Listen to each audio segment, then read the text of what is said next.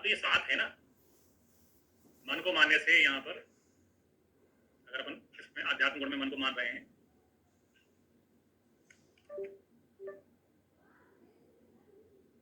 अपन ने लिखा ना ये सात होते हैं, है ना, 41 के अलावा मन को मान रहे हैं, तो मन के कारण जो है आत्मगुण बढ़ के 6 की जगह जो है योगीनाथ सेन के हिसाब से 7 होते हैं। योगीनाथ सेन के अनुसार तो 7 हो जाते हैं, चरक के अनुसार तो 6 होते हैं।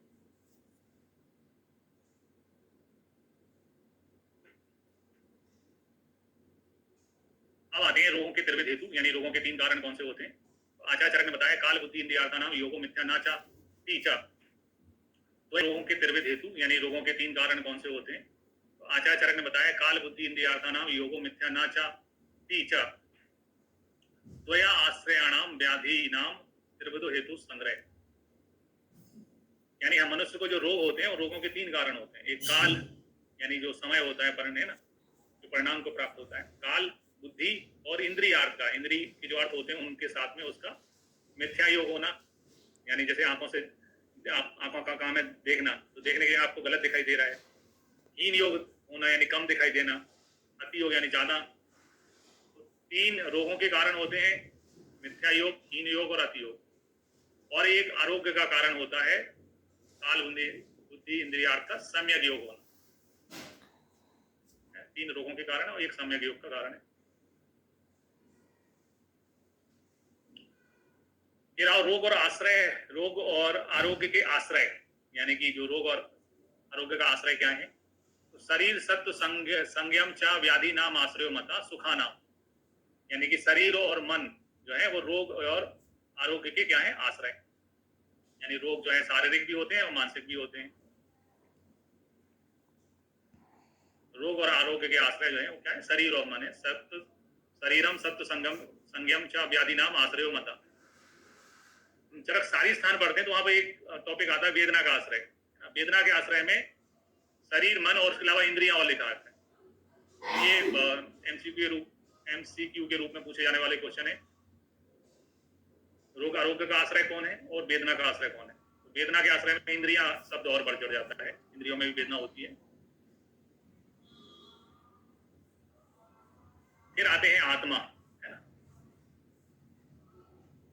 आत्मा के लिए चरक सूत्र स्थान में श्लोक आता है निर्विकार परम तत्व आत्मा सर्वभूत गुणेन्द्रिय चैतन्य कारणम नित्यो दृष्टा पश्यति ही क्रिया। यानी आत्मा जो है वो निर्विकार है, वो विकार रहित है ना, और चैतन्य का कारण है हमारे शरीर में, और दृष्टा के रूप में, देखने वाले के रूप में समस्त क्रियाओं को देखता है। ठीक है, जैसे हम लोग क्रिकेट मैच है तो देखते हैं ना, अपन ना तो खेल रहे होते हैं, ना बॉलिंग कर रहे होते हैं, ना फील्डिंग कर रहे होते हैं, ना बैटिंग कर रहे होते, केवल देखते हैं। उसी प्रकार से चैतन्य का कारण जो आत्मा है वो दृष्टा के रूप में समस्त चीजों को देखती है। चरक सूत्र स्थान में यह श्लोक आया है। इसी से मिलता जुलता श्लोक चरक सारी स्थान में आया है। चरक सारी स्थान में है निर्विकार परस्त्व आत्मा सर्वभूतानाम निर्विशेष सत्व शरीर शरीरो विशेषाद विशेष उपलब्धि। यानी कि अगर अपन श्लोक को गौर करेंगे तो निर्विकार परम तत्व आत्मा है ना, ये दोनों में पहली लाइनें सेम है।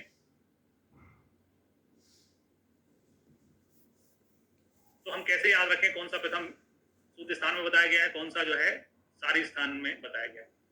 तो जब हम आत्मा की बात करते हैं तो आत्मा जो है वो विशेष रूप से काय में रहती है शरीर में, काय में रहती है शरीर में। तो याद रखने का तरीका जिसमें निर्विशेष आता है, विशेषाद आता है, विशेष उपलब्धि आता है, वो सारी स्थान।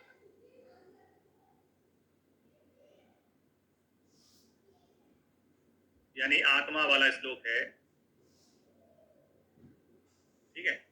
आत्मा वाले श्लोक में निर्विशेष आता है, विशेषाद आता है, विशेष उपलब्धि आती है। आत्मा विशेष रूप से क्या में रहती है सारी स्थान में, तो सारी स्थान का श्लोक है ये विशेषाद विशेष उपलब्धि का। ठीक है, फिर हमेशा अपन जो लाइन में पहले लगता है उसको देखते हैं कि कौन पे लाइन पहले में लगा था, उसका नंबर पहले आएगा। तो चैतन्य कारणम नित्यो दृष्टा पश्यति, यानी कि सबसे पहले अपन जो पहले नंबर पे आता है उसको देखते हैं। तो दृष्टा पश्यति वाला जो है सूत्र स्थान का श्लोक पहले पढ़ेंगे अपन, पहले देखेंगे सूत्र स्थान पहले देखेंगे मैं, है ना। सूत्र स्थान पहले देखते हैं अपन, तो दृष्टा पश्यति जो वाला श्लोक जो है वो सूत्र स्थान का है। ठीक है, तो इसके अर्थ में विशेष क्वेश्चन नहीं बनता, लेकिन यह क्वेश्चन बन सकता है कौन सा किस स्थान में वर्णित है।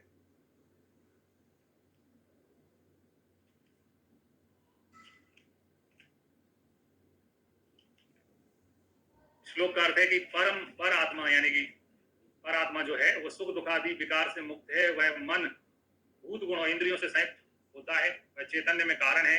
वह नित्य है और साक्षी होकर संसार की क्रियाओं को देखता है ना। यह इसका अर्थ होता है। अर्थ एग्जाम में नहीं पूछा जाना, एग्जाम में श्लोक कहाँ का है वो पूछा जाएगा। सूत्र स्थान का है, सारी स्थान का है। अब आते हैं, अपन ने पढ़ लिया कि व्याधि किसमें होती है, शरीर में, मन में, इनमें व्याधि होती है। तो शारीरिक दोष भी बताए हैं, है ना। शारीरिक दोष 3 होते हैं, वात पित्त कफ शुक्ता, शरीर दोष संग्रह। तो हिंदी में इसका अर्थ होता है कि वात पित्त कफ ये 3 शरीर के दोष हैं, शारीरिक दोष हैं। सुश्रुत का श्लोक है वात पित्त श्लेष्मणा एव देह संभव हेतुवा। तो इसको पढ़ने पर हिंदी में वही अर्थ निकलता है कि वात पित्त और श्लेष्मा ये देह यानी शरीर के हेतु है। ठीक है। क्वेश्चन में चरक में क्या शब्द को क्या है ना, यह इसका अर्थ होता है। अर्थ एग्जाम में नहीं पूछा जाना, एग्जाम में श्लोक कहाँ का है वो पूछा जाएगा। सूत्र स्थान का है, सारी स्थान का है। अब आते हैं, अपन ने पढ़ लिया कि व्याधि किसमें होती है, शरीर में, मन में, इनमें व्याधि होती है। तो शारीरिक दोष भी बताए हैं, है ना। शारीरिक दोष 3 होते हैं, वात पित्त कफ शुक्ता, शरीर दोष संग्रह। तो हिंदी में इसका अर्थ होता है कि वात पित्त कफ ये 3 शरीर के दोष हैं, शारीरिक दोष हैं। सुश्रुत का श्लोक है वात पित्त श्लेष्मणा एव देह संभव हेतुवा। तो इसको पढ़ने पर हिंदी में वही अर्थ निकलता है कि वात पित्त और श्लेष्मा ये देह यानी शरीर के हेतु है। ठीक है। एग्जाम में क्वेश्चन आएगा तो अपन को पहचानना है। चरक के क्वेश्चन में, चरक में क्या शब्द को पहचानना है अपन को। चरक के श्लोक में आ रहा है वायु, बात की वायु शब्द है, वायु पित्त कफ श्रोति शरीरो दोष शब्द है। और सुश्रुत के श्लोक में सास से सुश्रुत, सास से श्लेष्मा, कफ के लिए श्लेष्मा शब्द आया है सुश्रुत में, तो शरीर के लिए देह शब्द आया है। ये तीसरे नंबर पे अपन चरक सुश्रुत के बाद पढ़ते हैं अष्टांग। अष्टांग तीसरे नंबर पे आते हैं। इनके श्लोक में है वायु पित्त कफ श्रोति त्रयोदोष समासता। कुल मिला के तीनों आचार्यों का जो श्लोक है उसका एक ही अर्थ है कि शारीरिक दोष कौन से होते हैं, वात पित्त कफ। अब एग्जाम में श्लोक आया और किस आचार्य का है, तो वात पित्त वायु पित्त कफ शुक्ता, वायु से चालू होता है। शरीर दोष शब्द जो है वो चरक में है। सास से सुश्रुत, सास से श्लेष्मा, है ना। सुश्रुत में श्लेष्मा शब्द है। और तीसरे नंबर पे आते हैं अष्टांग भागवत। भागवत में त्रयोदोष समासता शब्द आता है। हिंदी सभी का एक ही है कि शारीरिक दोष 3 होते हैं, वात पित्त कफ। हिंदी में क्वेश्चन नहीं पूछा जाएगा, श्लोक पूछा जा सकता है किस आचार्य का है। फिर आते हैं मानसिक दोष। मानसिक दोष 2 होते हैं, मानसा पुनर्दृष्ट रज तमश्च एव च। मानसिक दोष 2 होते हैं, रज और तम। इनमें रज जो है वो प्रधान होता है। मानस दोष जो है 2 होते हैं, रज और तम। इसमें रज जो है वो प्रधान होता है।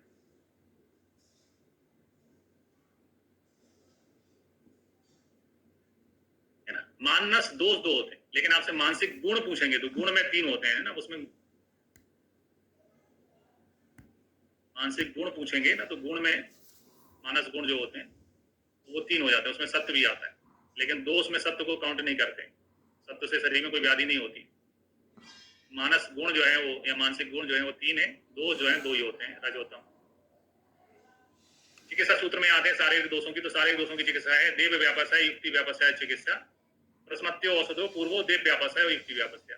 एक क्वेश्चन बन सकता है यहाँ पर, शारीरिक दोषों की चिकित्सा है देव व्यापसाय युक्ति व्यापसाय की दोनों। ये बहुत वाला क्वेश्चन यहाँ पे बनाया जा सकता है ना। देव व्यापसाय और युक्ति व्यापसाय दोनों जो है, आमतौर पे देव व्यापसाय पढ़ते समय व्यक्ति ऐसा सोचता है कि मानसिक दोषों की चिकित्सा है, लेकिन देव व्यापसाय जो है वो शारीरिक दोषों की चिकित्सा में लिखा है। मानस दोषों की चिकित्सा अलग बताइए। चरक में सूत्र है मानसो ज्ञान विज्ञान धैर्य स्मृति समाधि भी। मानस आप उसमें जाते हैं दोषों में, तो यूपीएससी में पूछा गया क्वेश्चन है ये, है ना।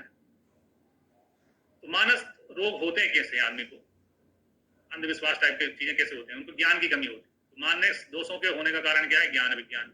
ज्ञान का मतलब है थ्योरेटिकल नॉलेज, विज्ञान का मतलब है प्रैक्टिकल नॉलेज। जब इंसान को थ्योरेटिकल नॉलेज प्रैक्टिकल नॉलेज की कमी होती है तो वो मानस दोषों से ग्रसित होता है। मानस दोषों का क्वेश्चन आपके पास एग्जाम में आ जाए, ठीक है, एग्जाम में क्वेश्चन आया और आपसे पूछा जाए कि ये मानस दोषों की चिकित्सा चरक ने क्या बताई, तो सबसे पहले अपने ज्ञान विज्ञान से अच्छे से पढ़ो, फिर धैर्य धारण करो। जल्दबाजी मत करो किसी चीज में, धैर्य धारण करो। धैर्य धारण करने के बाद में याद करो कि सर ने क्या पढ़ाया था, स्मृति। फिर समाधि। जैसे पहले वो OMR एग्जाम होती थी, जिससे गोला भर देते थे अपन, बैठो अब ये क्वेश्चन सही है। आजकल टिक लगा देते हैं, क्लिक करते हैं। तो मानसिक दोषों की चिकित्सा एग्जाम में आ जाए तो अपने ज्ञान विज्ञान पे भरोसा रखो, ज्ञान विज्ञान में भरोसा रखो, धैर्य धारण करो, स्मरण करो और फिर समाधि कर दो, क्वेश्चन को टिक कर दो, यही सही है। मानस दोषों की चिकित्सा है ज्ञान विज्ञान धैर्य समाधि, धैर्य स्मृति समाधि, है ना। यूपीएससी में पूछा गया क्वेश्चन है।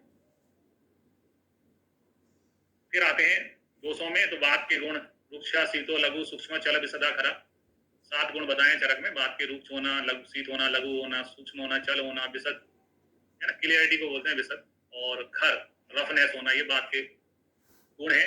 कुल गुणों की संख्या बात की कितनी बताइए चरक में? पहले स्थान में सूत्र स्थान में 7। पहला गुण कौन सा आता है? बात में रूक्ष, रूक्षता होती वायु। पित्त में आ जाए तो पित्त के भी 7 गुण बताएं। पित्त के गुण है सा स्नेह उष्ण तीक्ष्ण द्रव अम्ल सर कटु। सा स्नेह उष्ण थोड़ा लिक्विड टाइप का रहता है आपका पित्त, है ना, और 7 गुण बताए।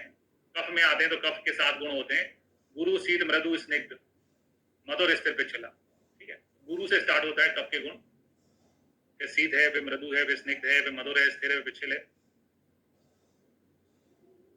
जैसे मैंने आपको बोला था एक द्रव्य सामान्य में कि चलते रहने से शरीर में वात की वृद्धि होती है। जब आप गति करते हो, घूमते हो, फिरते हो, टहलते हो, चलते हो, तो शरीर में चलते रहने से वात की वृद्धि होती है। स्थिर यानी बैठे रहने से, जब एक जगह पे बैठे रहते हो, आलस करते हो, तो शरीर में कफ की वृद्धि होती है, क्योंकि समान गुण वाले द्रव्यों के सेवन से या समान गुण कर्मों के से द्रव्य की वृद्धि होती है। तो ये बेसिक है इन गुणों को समझने का कारण। और यहाँ हमारे लिए इंपॉर्टेंट है कि चरक ने बात पित्त कफ तीनों के दोषों के गुण कहाँ बताए से वात की वृद्धि होती है। स्थिर यानी बैठे रहने से, जब एक जगह पे बैठे रहते हो, आलस करते हो, तो शरीर में कफ की वृद्धि होती है, क्योंकि समान गुण वाले द्रव्यों के सेवन से या समान गुण कर्मों के से द्रव्य की वृद्धि होती है। तो ये बेसिक है इन गुणों को समझने का कारण। और यहाँ हमारे लिए इंपॉर्टेंट है कि चरक ने बात पित्त कफ तीनों के दोषों के गुण कहाँ बताए हैं, तो सूत्र स्थान के पहले चैप्टर में बताए हैं। बात पित्त कफ के जो गुण हैं वो कितने हैं संख्या में? 7 हैं, है ना। बात के साथ है, पित्त के साथ है, कफ के साथ है। और बात और कफ में एक गुण समान है, वो है शीत गुण समान है, वो है शीत।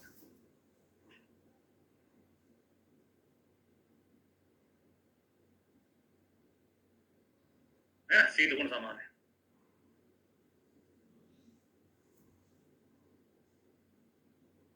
फिर आए यहाँ पर एक लाइन आती है असाध रोगों के बारे में। साधनम न तो असाध्यानाम व्याधि न पुसते। असाध रोगों की चिकित्सा करने का उपदेश नहीं दिया जाता है ना। जैसे बहुत सारी बीमारियां होती हैं वो नॉन ट्रीटेबल होती हैं, तो चरक ये बोलते हैं कि जैसे किसी को ब्लड कैंसर है, तो बोला यार किसी का तो ठीक होता जाता है, ठीक होता होगा, आप इलाज कर दो, आप देख लो, कोई कोई तो कोई ठीक हो जाता होगा। चरक कह रहे नहीं, असाध रोगों का चिकित्सा का उपदेश नहीं दिया जाता। साधनाम न तो असाध्यानाम व्याधि न पुसते। फिर आते हैं रस के बारे में। तो रस के बारे में कहा है रसना अर्थो रसा द्रव्यम आपा क्षितिज तथा। पुराने पेपर लगाएंगे तो आपको ये श्लोक बहुत मिलेगा। रसना अर्थो रसा द्रव्यम आपा क्षितिज तथा। आपा और क्षिति, है ना, यानी कि रस की निवृत्ति में आपा और क्षिति यानी जल और पृथ्वी कारण होते हैं निवृत्ति में रस की। और जल के विशेष होने में 3 चीजें होती हैं, खा विशेषा प्रत्यय खा आद्यात्रय। खा यानी खा बोलते हैं आकाश को, आकाश वायु और अग्नि, ये 3 विशेष है ना, विशेष होते हैं। बार बार आप एक से शब्द देखोगे, जैसे प्रत्यय यहाँ पे आया है। प्रत्यय जो है वो निदान यानी हेतु का पर्याय है।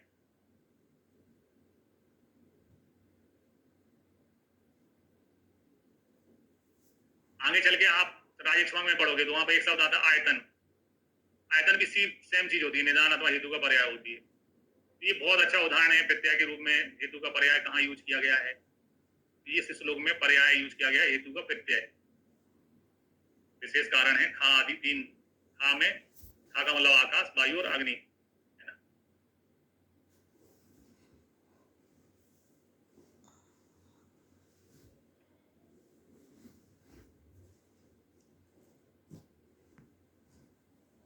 ठीक, विशेष में कारण होते हैं वायु, आकाश और अग्नि। फिर आते हैं षड रस। षड रस में लिखा है कि षड रस 6 होते हैं, स्वादु अम्ल लवण कटु तिक्त कसाय, ऐसे करके 6 रस होते हैं। तो मधुर की जगह यहाँ पर चरक ने स्वादु शब्द का यूज किया है। और जो कटु होता है उसके यहाँ कटुक शब्द लिखा हुआ है, वो तो प्रोनाउंस वैसे ही करता है। दूसरे आचार्यों की बात करते हैं तो दूसरे आचार्यों ने कटु रस के लिए, अष्टांग हृदय ने कटु रस के लिए उष्ण शब्द यूज किया है, क्योंकि कटु के अंदर अग्नि और जो है वायु होते हैं, तो है ना उष्ण होते हैं। और लवण के लिए जो है पटु शब्द। चित्रकादि बटी में 5 लवण होते हैं, तो वहां श्लोक आता है पटुनी पंच छार दोई बटी। चित्रकादि बटी में 5 लवण होते हैं, तो श्लोक में लिखा आता है पटुनी पंच छार दोई बटी, यानी 5 लवण होते हैं चित्रकादि बटी में और दोनों छार होते हैं। तो पटु के लिए लवण के लिए पटु शब्द यूज किया है अष्टांग हृदय ने, और कटु के लिए उष्ण शब्द यूज किया है। फिर आते हैं बात का प्रकोप करने वाले कौन से रस होते हैं, तो कटु तिक्त कसाय रस से बात का प्रकोप होता है। बात सामक रस होते हैं मधुर अम्ल लवण, उसमें भी लवण जो है श्रेष्ठ बात सामक होता है। जब अपन को बात के कारण पेट में सूल होता है तो अपन लवण वास कर लेते हैं। श्रेष्ठ बात सामक जो है लवण होता है। पित्त प्रकोपक होते हैं कटु अम्ल लवण, और पित्त सामक होते हैं मधु तिक्त कषाय। उसमें तिक्त जो है वो श्रेष्ठ पित्त सामक होता है। जैसे ज्वर में अपन तिक्त औषधियों का प्रयोग करते हैं, ज्वर बीमारी पित्त के कारण होती है, और श्रेष्ठ तिक्त रस का प्रयोग करते हैं। तो एक तरीका है इसको याद रखने का तरीका है TMK, तिक्त मधुर कषाय। एक होता है 516, पांचवा यानी तिक्त, फिर पहला यानी मधुर, और छठवां यानी कि कषाय। पांचवा पहला छठवां रस, TMK और 516 करके इसको याद रखा जा सकता है। कफ जो है वो सीधा साधा होता है, सीधा साधा होता है कफ। मधुर अम्ल लवण से कफ की वृद्धि होती है, और कटु तिक्त कषाय से समान होता है, सीधा सीधा है, मतलब कुछ ज्यादा उसमें नाटक नहीं है। फिर आते हैं द्रव्य के वर्गीकरण में। द्रव्य के वर्गीकरण में लिखा है किंचित दोष प्रशमनम, किंचित धातु प्रदूषणम, स्वस्थ बत्तो मृतम, किंचितम त्रिविधम द्रव्यम उच्यते। कुछ द्रव्य दोषों का समन करते हैं, कुछ द्रव्य जो है धातु का प्रदूषण करते हैं, और कुछ द्रव्य जो है स्वास्थ्य के लिए हितकारी होते हैं। इस प्रकार से द्रव्य 3 प्रकार के होते हैं, है ना। तो द्रव्य के 3 भेद जो है, भेद पूछे जाए तो 3 आंसर लगाना, प्रकार पूछे जाएंगे तो 2 होते हैं, कारण द्रव्य और जो है कार्य द्रव्य या चेतन द्रव्य अचेतन द्रव्य। भेद शब्द के लिए अपन को त्रिविध शब्द, त्रिविध आंसर लगाना है। प्रकार में 2 शब्द, 2 आंसर लगाना है।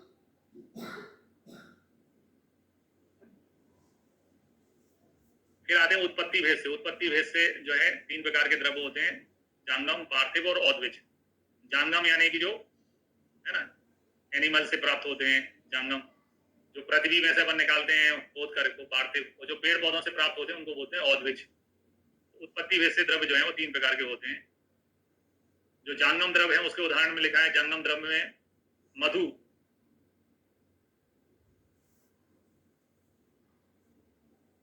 यानी गाय का दूध भी कह सकते हैं, उसमें पित्त हुआ, बसा हुआ, मज्जा हुआ, रक्त हुआ, मांस हुआ, एवं बिड, है ना। जैसे कुकुट बिडांजन पढ़ते हैं अपन, अजा का पूरी यूज होता है राजक्षमा में, तो बिड हुआ, मूत्र है, चर्म है, रेत है ना।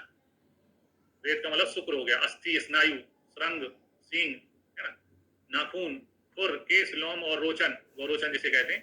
ये ऐसे 19 ग्राह अंग बताए जांगमों से, तो जांगम से लिए जाते हैं। जो कि संख्यावाची क्वेश्चन यहाँ बनेगा नहीं, क्योंकि संख्या श्लोक में नहीं आती है, संख्या मैंने काउंट कर रखी है ना। तो ये संख्यावाची क्वेश्चन नहीं बनेगा, क्योंकि श्लोक में संख्या नहीं आती, वो तो मैंने काउंट कर रखा है। सिमिलर चीज जो अपन चरक में पढ़ रहे हैं, जांगम के ग्रह अंग, ऐसे ही सुश्रुत में भी बताए गए। तो सुश्रुत में स्थावर के 8 बताए, स्थावर यानी है ना पेड़ पौधों के, स्थावर के 8 बताए हैं, जांगम के उन्होंने 19, है ना, जांगम के 19 होते हैं, औद्विज के 18 जो होते हैं वो चरक में बताए। सुश्रुत ने केवल स्थावर के बताए 8। फिर आते हैं पार्थिव में। पार्थिव में लिखा है कि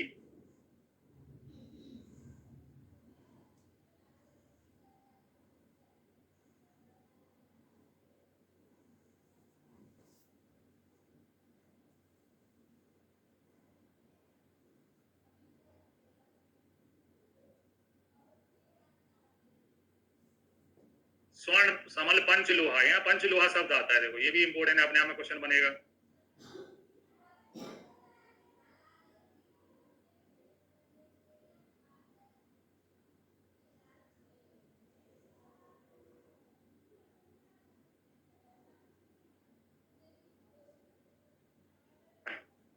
है ना, चरक संहिता में कितने प्रकार के लोह बताए गए हैं। तो समल यानी कि लोह किट को बोलेंगे अपन, 5 प्रकार के लोह शब्द आता है। सिक्ता है, सुधा है, मनाशिला, हड़ताल, पहले चैप्टर में मनाशिला हड़ताल का उल्लेख चरक संहिता में मिलता है पार्थिव द्रव्यों में।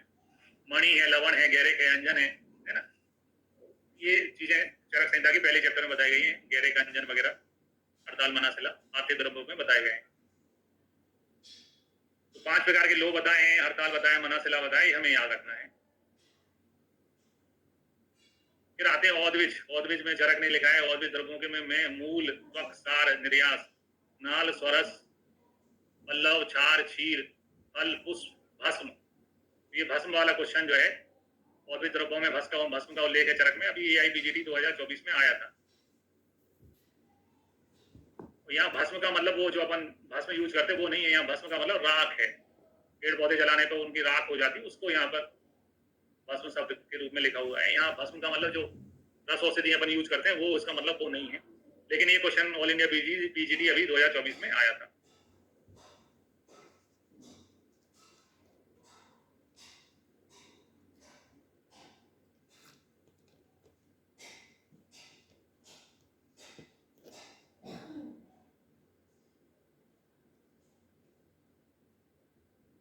इसके अलावा कई जैसे पेड़ पौधे उनके कांटे यूज होते हैं, पत्र यूज होते हैं। सुंग, सुंग यानी जैसे बरगद में उनके पत्तों की पास एक उभार जैसा आ जाता है, उसको सुंग कहते हैं, बरगद में देखने को मिलता है। इसके अलावा कंद है, प्रारोह है, ये 18 ग्रह अंग जो है ओदवृक्ष के बताएं। जैसे 18 ओदवृक्ष का मतलब होता है जो भूमि को फाड़ के बाहर निकलते हैं, भूमि को फाड़ के बाहर निकलते हैं, वो ओदवृक्ष कहलाते हैं। तो 18 साल में आपके अंदर से वैक्सता बाहर आ जाती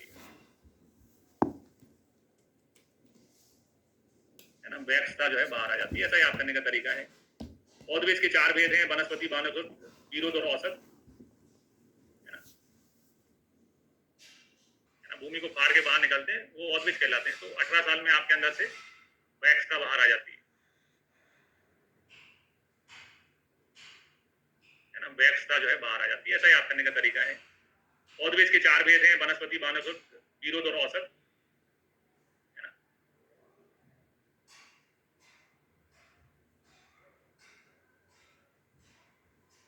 चार प्रकार हैं इसके। वनस्पति, फला वनस्पति, जिसमें फल आते हैं, सीधे फल आते हैं, उनको वनस्पति कहते हैं। पुष्पई फले रपी वनस्पत्या, जिसमें फूल और फल दोनों आते हैं, उसको वनस्पति पत्या कहते हैं। और जिसमें फल पकने पर पौधा नष्ट हो जाता है, उसको औसत कहते हैं। और जिसमें प्रदान और लताएं होती हैं, उसको विरोध कहते हैं। इस प्रकार से ये 4 प्रकार होते हैं। चरक में ओदवृक्ष के ये 4 प्रकार माने गए हैं। सुश्रुत में पढ़ते हैं तो ये स्थावर चतुर्भुज के नाम से इनको बताते हैं, वो स्थावर शब्द यूज करते हैं, इनको स्थावर चतुर्भुज के नाम से किया। चरक में इनको ओदवृक्ष के 4 भेदों के रूप में चरक में बताया गया है। ओदवृक्ष तो वनस्पति क्या होता है? अपुष्पः फलवंतो वनस्पतिया, यानी जिसमें फूल नहीं आते हैं, सीधे फल लगते हैं, उसको वनस्पति कहते हैं। जैसे गूलर, उदंबर जो होता है, उदंबर में सीधा फल लगता है, फूल नहीं होता उसमें। इसका उदाहरण क्या है? उदंबर। वृक्ष के लिए लिखा है सुश्रुत में पुष्प फलवंतो वृक्षा, जिसमें फूल भी आते हैं और फल भी आते हैं, वो वृक्ष होता है। जैसे उसका उदाहरण है आम, आम में पहले फूल लगते हैं, फिर फल आते हैं। चरक में इसके यहाँ वानस्पत्य शब्द यूज किया है, पुष्पई वानस्पत्य फले रपीचा। तो ये वानस्पत्य ना होके वानस्पति है ना, क्योंकि पति पति पत्या है ना, पति पति पत्या, पत्या जो है वो बहुवचन कहलाएगा पति का। ये वास्तव में वानस्पति है ना, बड़ा बा है इसमें छोटा बा है, इसमें बड़ा बा है। फिर आप विरुद्ध, प्रधान पत्या, स्तंभिनिया, विरुद्ध जो लताएं होती हैं वो विरुद्ध कहलाती हैं। जैसे कि हमारी गिलोय गुरुची जो है उसकी लता होती है। प्रधान विरुद्ध स्मृता, जिसमें प्रधान होता है उनको विरुद्ध कहते हैं, लताएं कहते हैं। औसत फल पाक नष्ट औसता, जिसमें फल पकने पर पौधा नष्ट हो जाता है, उसको औसत कहते हैं। जैसे गेहूं, गोधूम बोलते हैं गेहूं को संस्कृत में। तो गोधूम यानी गेहूं में ऐसा होता है कि फल पकने पर पौधा जो है वो नष्ट हो जाता है। जैसे गेहूं की फसल जो है अभी बारिश के बाद लगेगी और फरवरी मार्च में वो पक जाती है, तो अपन काट लेते हैं, उसको काट के अपन गेहूं निकाल लेते हैं। फल पकने पे उसमें पौधा नष्ट हो जाता है, उसको औषधि कहते हैं। जैसे गोधूम यानी गेहूं। करक में लिखा है फल पाक निष्ठा, और है ना, सुश्रुत में है औषधिया फल पाकांत, फल के पकने पे जो नष्ट हो जाते हैं उनको औषध कहते हैं। ठीक है, तो जो नॉर्मली अपन जिसको औषध यानी ड्रग यानी मेडिसिन कहते हैं, उससे पृथक गोधूम बोलते हैं गेहूं को संस्कृत में। तो गोधूम यानी गेहूं में ऐसा होता है कि फल पकने पे पौधा जो है वो नष्ट हो जाता है। जैसे गेहूं की फसल जो है अभी बारिश के बाद लगेगी और फरवरी मार्च में वो पक जाती है, तो अपन काट लेते हैं, उसको काट के अपन गेहूं निकाल लेते हैं। फल पकने पे उसमें पौधा नष्ट हो जाता है, उसको औषधि कहते हैं। जैसे गोधूम यानी गेहूं। करक में लिखा है फल पाक निष्ठा, और है ना, सुश्रुत में है औषधिया फल पाकांत, फल के पकने पे जो नष्ट हो जाते हैं उनको औषध कहते हैं। ठीक है, तो जो नॉर्मली अपन जिसको औषध यानी ड्रग यानी मेडिसिन कहते हैं, उससे पृथक यहाँ पर पृथक शब्द है औषध, जिसका मतलब है जिसमें फल पकने पर पौधा नष्ट हो जाता है, वो क्या कहलाता है? औषध कहलाता है। ये 4 प्रकार सुश्रुत में स्थावर चतुर्विद के हैं, और चरक में यही 4 प्रकार जो है औद्विज है ना, 4 प्रकार के औद्विज के वेद हैं। ठीक है, तो आज के लिए इतना ही। कल फिर अपन जो द्रव्य हैं चरक संहिता पहले स्थान में उनको पढ़ेंगे। आज के लिए इतना ही। जो अपन ने आयुर्वेद में इतिहास में और चरक के पहले चैप्टर में परिचय पढ़ा, विशेषताएं पढ़ा, उसका मैं टेस्ट अपलोड कर रहा हूँ, तो उसको आप सॉल्व कर लीजिएगा। विशेषता वाला मैं आपके ग्रुप में डाल रहा हूँ, तो विशेषताओं का टेस्ट आप लोग सॉल्व कर लीजिएगा।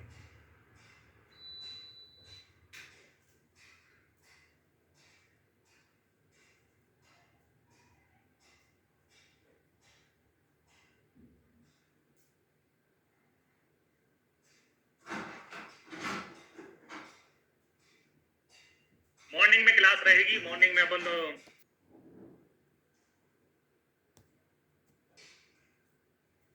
तो चरक संहिता में हमने देखा कि आयुर्वेद को त्रिसूत्र के रूप में बताया गया, हेतु, लिंग और औसत।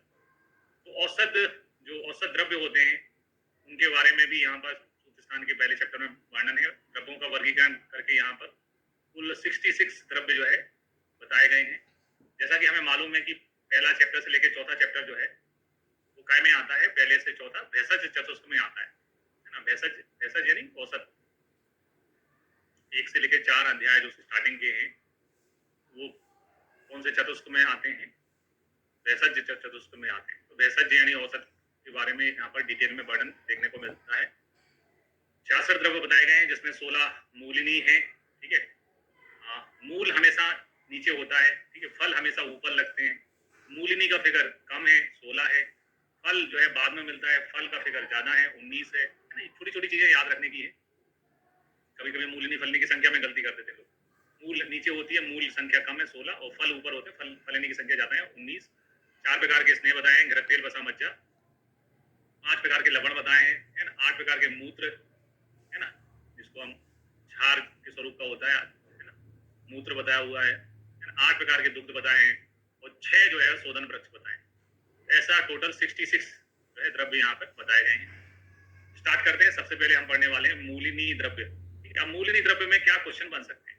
पहला तो संख्या, मूलिनी द्रव्यों की संख्या कितनी है? 16, है ना। और दूसरा क्वेश्चन बनेगा निम्नलिखित में कौन सा मूलिनी द्रव्य में शामिल है अथवा नहीं है। तो हमें पूरे 16 नाम मालूम होना चाहिए। फिर इन मूलिनी द्रव्यों में से कौन सा वमन कराता है, कौन सा विरेचन कराता है, कौन सा नस्य में काम में आता है, यह क्वेश्चन भी बनते हैं, ठीक है। तो मूलिनी द्रव्य जो 16 है उनको हमने इनके कर्म के आधार पर अलग अलग बांटा है। जैसे वमन द्रव्य जो है वो 3 है जो वमन कराते हैं, नस्य जो करते हैं वो 2 है, और रेचन जो करते हैं यानी विरेचन जो करते हैं उनकी संख्या 11 है। ये जो फॉर्मूला है वो इस रूप में लिखा गया है, बानर, है ना। बानर बोलते हैं बंदर को। जो बंदर होता है उसका दिमाग उतना शार्प नहीं होता, वो नकल करने में माहिर होता है बानर। बानर यानी बंदर जो है वो नकल करता है। एक इंटेलिजेंट व्यक्ति किसी चीज को बताएगा तो अलग बताएगा, बानर बताएगा तो गलत बताएगा। तो इंटेलिजेंट व्यक्ति से हमने पूछा कि भैया एक मुहावरा बताओ, तो उसने मुहावरे का नाम बताया 9 2 11, है ना। 9 2 11 हो जाओ, चलते बनो यहाँ से। लेकिन जो बानर बुद्धि का है यानी कि जो दिमाग जिसका थोड़ा कमजोर है उसने गलत बताया 3 2 11। तो ये बा ना रा हो गया, और ये बा के सामने 3 लिखा है, ना के सामने 2 लिखा है, और रा के सामने 11 लिखा हुआ है। वमन 16 में से वामक द्रव्य 3 है, नस्य द्रव्य 2 है, और रेचन द्रव्य जो है 11 है। तो एक तो संख्यावाची क्वेश्चन इनके बनेंगे, 16 में से कितने वमन में काम में आते हैं, कितने नस्य में, कितने विरेचन में। अब इनके नाम पढ़ते हैं। तो वमन के लिए जो 3 है, बिंबी, षटपुष्पी, बचा, तो इनको तीनों को जोड़ा तो वो हो गया विश्व। नस्य के लिए 2 है, श्वेत, अपराजिता और ज्योतिष्मती।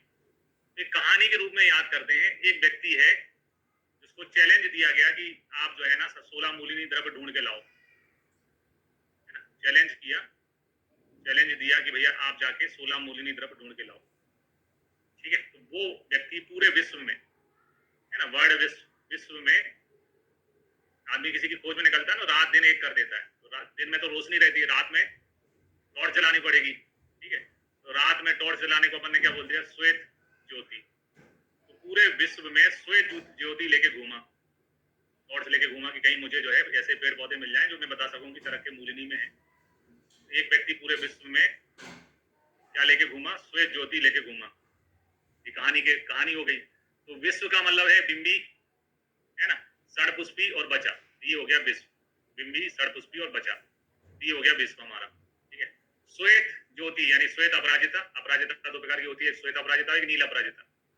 तो श्वेत ज्योति यानी कि श्वेत अपराजिता और ज्योतिष्मती, 2 औषधियां नस्य की हो गई, ठीक है। इसके बाद में विरेचन की जो है वो 11 है। तो व्यक्ति को जब कोई बोलता है लाने के लिए, तो वो सोचता है कि पहले कभी मैंने खरीदी है क्या, पहले मैंने कभी देखी है क्या इनको। तो उन्होंने हाँ यार विरेचन में काम में आती, तो विरेचन द्रव्य तो मैंने पढ़े हुए हैं। जब हम कल्प स्थान पढ़ते हैं चरक में तो विरेचन द्रव्य आते हैं। तो वो तुरंत व्यक्ति को जब कोई चीज मंगाई जाती है तो अगर उसने पहले काम किया होता है तो उसमें से ढूंढता है वो। तो कल्प स्थान में से उसने ढूंढना स्टार्ट किया। भैया कल्प स्थान मैंने पढ़ा हुआ है, वहां पर 9 विरेचन द्रव्य हैं। तो उसको जोड़े वाले मिल गए, श्यामा त्रिवत मिल गया, जोड़े में थे। जोड़े वाले एक्स्ट्रा बैठे रहते हैं, एक्स्ट्रा टाइम लेके बैठे रहते हैं। श्यामा त्रिवत मिल गया, सप्तला मिल गया, शंखनी नहीं मिली, ठीक है। संखनी क्योंकि फलिनी में आता है, और दंती द्रवंती मिल गया। तो एक व्यक्ति श्वेत ज्योति पूरे विश्व में श्वेत ज्योति लेके घूमने मतलब ढूंढने चला मूलिनी द्रव्य। फिर उसको याद आया, अरे यार ये तो मूलिनी द्रव्य तो वही है जो 11 जिसमें से 11 विरेचन कराते हैं, और विरेचन द्रव्य तो अपन कल स्थान में मैंने पढ़ रखे हैं, जाके देखता हूँ उसमें से कौन कौन से हैं। तो जोड़े वाले एक जोड़ा नहीं मिला, बाकी 2 जोड़े मिल गए, है ना। सप्तला संकनी नहीं मिले, इसके अलावा श्यामा त्रिवत दंती द्रवंती जोड़े वाले मिल गए, ठीक है। इसके अलावा जब व्यक्ति ढूंढता है तो ढूंढेगा कहाँ?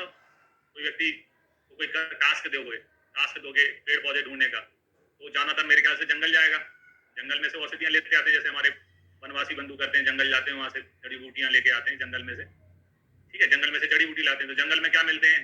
जानवर। तो उसको 3 औषधियां जानवर के नाम की मिली, है ना। जानवर के नाम की कौन? हस्ती दंती हाथी के जैसे दांत वाली, अजगंधा बकरी के जैसे गंध वाली, गवाक्षी गाय की आंख वाली। उसको जानवर की 3 जानवर जैसी दवाइयां मिली, हस्ती के समान दंत वाली हाथी हो गया, अजा यानी बकरी के समान गंध वाली अजगंधा हो गया, ठीक है, और गाय के जैसी आंख जैसी गवाक्षी, है ना। तो 3 उसको जानवर की विशेषता वाली औषधियां मिल गई, ठीक है। इसके बाद में बाकी औषधियां ढूंढते ढूंढते आदमी बिल्कुल विक्ट्री लाइन में पड़ता है ना, जैसे हमारी क्रिकेट टीम जब जीती लास्ट में जाके वर्ल्ड कप, तो रोने लग गई थी, सबके आंख से आंसू निकलने लग गए थे। तो वैसे ही इनको लास्ट में पौधा मिला जिसको ये मूलिनी नाम से ढूंढ रहे थे। ये उस पौधे की जड़ें हैं, है ना, ये पौधे का तना है, ठीक है। तने के लास्ट में जो है एक फूल जैसा, है ना।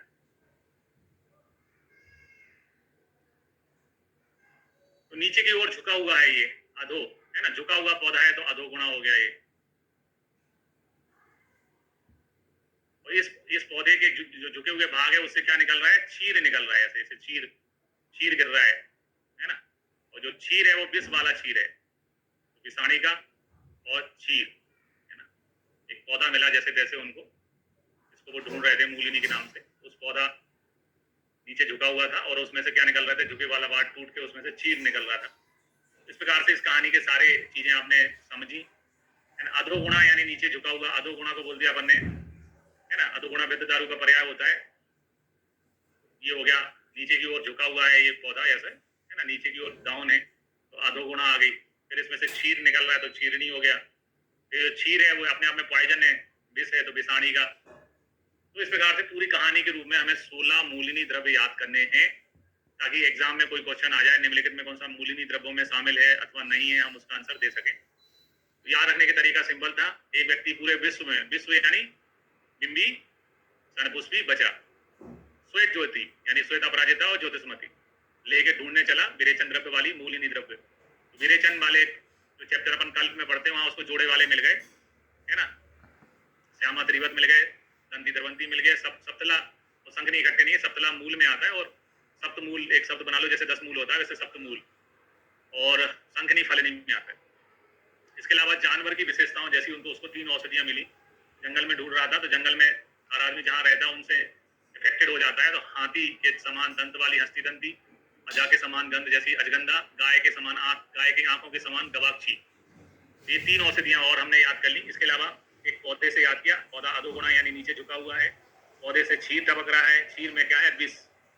अधोगुणा क्षीरणी विषाणी का, ये पूरी कहानी के सीक्वेंस के रूप में अपने दिमाग में विजुअल करके हमें पूरी मूलिनी द्रव्य याद रखते हैं, ठीक है। मूलनी फलनी बहुत इंपॉर्टेंट है, एग्जाम में आते हैं। मूलनी आपको याद हो गए होंगे। आगे बढ़ते हैं, अब अपन करते हैं फलनी में। फलनी में आते हैं।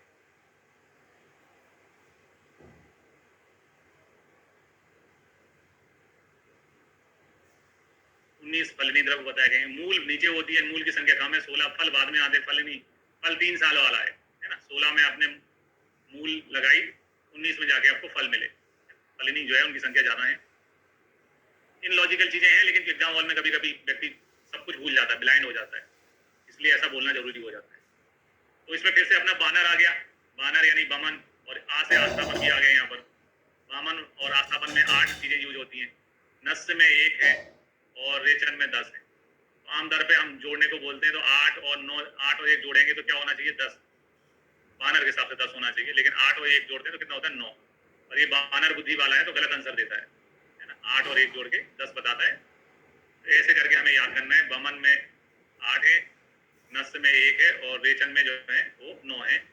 ठीक है, अब ये रेचन में जो है वो 10 है, वमन में और आस्थापन के लिए 8 है, नस के लिए 1 है और रेचन के लिए 10। 8 और 1 9 और 9 और 10 19, ऐसे करके टोटल 19 है। अब फिर से उसको बोला गया कि आप वामन द्रव्य ढूंढ के लाओ। तो आदमी वही पुरानी बात कि अब तो मैं एक काम करूंगा, सबसे पहले कहाँ पढ़ रखा उसको जरूर देखूंगा। पहले हम एक काम करूंगा, सबसे पहले कहाँ पढ़ रखा उसको जरूर देखूंगा। पहले हम कल्प स्थान में जो है पढ़ते हैं वमन द्रव्य, तो सड़ वामक जो कल्प स्थान में पढ़ते हैं वमन के लिए काम में आते हैं कल्प स्थान वाले, वो इसमें पूरे आ गए। यानी चरक के कल्प स्थान में जो हम वमन द्रव्य पढ़ते हैं वो पूरे आ गए यहाँ पर फलिनी में। अब फिर से उसको बोला गया कि आप वमन द्रव्य ढूंढ के लाओ। तो आदमी वही पुरानी बात कि अब तो मैं एक काम करूंगा, सबसे पहले कहाँ पढ़ रखा उसको जरूर देखूंगा। पहले हम कल्प स्थान में जो है पढ़ते हैं वमन द्रव्य, तो सड़ वामक जो कल्प स्थान में पढ़ते हैं वमन के लिए काम में आते हैं कल्प स्थान वाले, वो इसमें पूरे आ गए। यानी चरक के कल्प स्थान में जो हम वमन द्रव्य पढ़ते हैं वो पूरे आ गए यहाँ पर फलिनी में। इसके अलावा आ गया त्रिपुस। त्रिपुस का मतलब होता है खीरा और हस्तिपर्णी। हस्तिदंती नहीं है, हस्तिपर्णी। तो पूरे सड़ वामक आ गए। इसको वमन कराने के लिए तेरे हाथी को, है ना, तेरे हाथी को वमन कराने के लिए सड़ वामक पूरे आ गए। ये आस्थापन में भी काम में आते हैं, है ना, आस्थापन के लिए भी यही है। या अपामार्ग जो है नस के लिए है। जब हमें कोई एक चीज चुनना है, 100 लोगों में से एक चीज चुनना है, तो अपन किसको चुनेंगे? बेस्ट। चरक ने कहा क्या कहा है? प्रत्यक पुष्पा सिरो विरेचा नाम। प्रत्यक पुष्पा जो है यानी अपामार्ग जो है वो नस द्रव्यों में श्रेष्ठ है।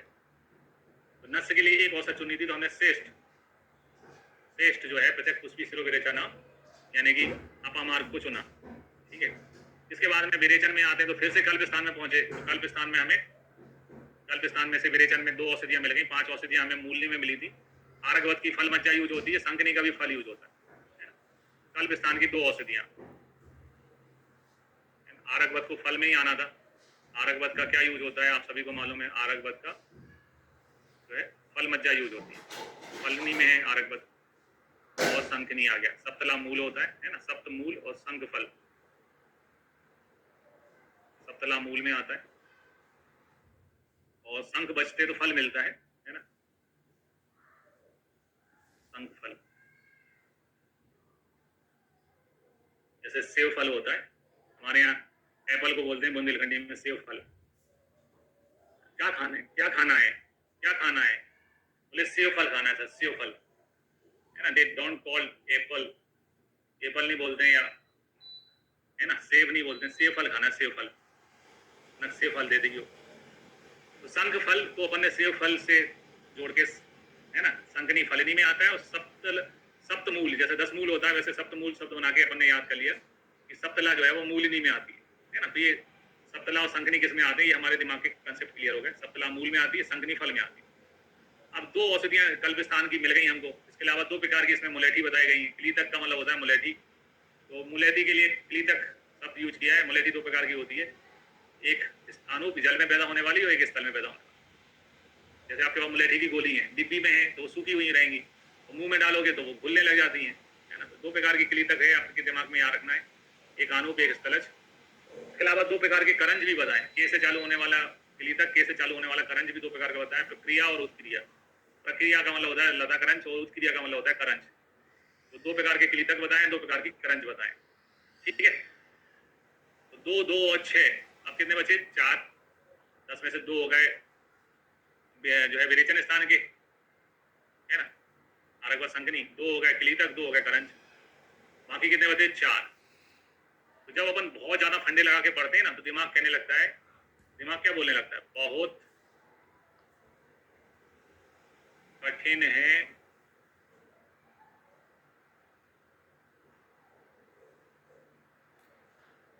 अंता कोटर, यानी कि याद करना, अपने दिमाग की कोठरी में, दिमाग में बिठाना, अंतर कोटर करना, दिमाग में बिठाना। बहुत कठिन है इनको याद करना, मतलब ऐसे तो ठीक है। बहुत कठिन है तो बहुत के लिए हो गया बिडंग, और कठिन के लिए हो गया कंपीलक। कंपीलक का फल रच यूज होता है ना। साधारण रसों में पढ़ते हैं कंपीलक। कंपीलक का वर्णन अपन रसशास्त्र में पढ़ते हैं। रसशास्त्र अपन देखते हैं तो रसशास्त्र में कंपीलक का वर्णन मिलता है। तो यहाँ अपने ये भी कंसेप्ट क्लियर होते हैं कि कंपिलक जो है सबसे पहले संहिताओं में चरक में पढ़ने को मिलता है। इसके अलावा हरित की तो विरेचन कराती है, बाधा लौमन होती है, और अंतर कोटर पुष्पी, ऐसे करके टोटल जो है औषधियां कितनी हो गई है ना, 4 औषधियां और जुड़ गई, तो टोटल कितनी हो गई है 10। तो फलिनी में 8, वमन में काम में आते हैं, कड़वामक तेरे का यूज कहाँ करने वाले, तेरे हाथी में, त्रिपुष और हस्तिपर्णी आ जाता है, नस्य के लिए श्रेष्ठ औषध आ जाती है अपामार, ठीक है। निरेचन में आरकवत संकनी, 2 प्रकार के क्लीतक, 2 प्रकार के करंज, है ना, 2 प्रकार के क्लीतक बताए गए हैं, 2 प्रकार के करंज बताए गए हैं, और बिडन, कंपिलक, हरितकी और अंतर कोटर पुष्पी, ऐसे करके टोटल 19 द्रव्य हैं जो कि फलिनी में आते हैं। तो एग्जाम में क्वेश्चन बन सकता है निम्नलिखित में कौन सा फलिनी में आता है अथवा नहीं आता है, इस टाइप का क्वेश्चन भी पूछा जा सकता है।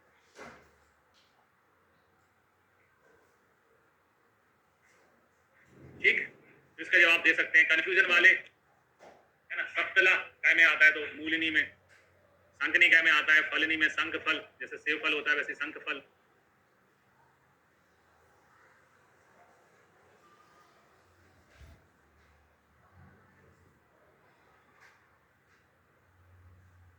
अस्थिदंती आता है मूली में, दांत और मूल को जोड़ो दंत मूल शब्द बनता है। और पानी में पानी आता है, पाण के बाद में क्या आते हैं, पाण के पास क्या होते हैं, फल, पत्ता गोभी, फल गोभी, फूल गोभी, है ना। इसके अलावा पृथक श्रेणी आता है मूलिनी में, है ना, और पृथक पुष्पी आता है फलिनी में। ये मिलते जुलते शब्द हैं जो आपको याद करने, ठीक है। मूलनी फलनी आपको सबको याद हो गए, तो हम आगे बढ़े।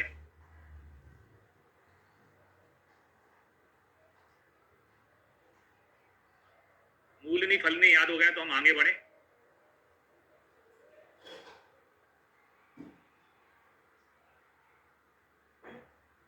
ओके,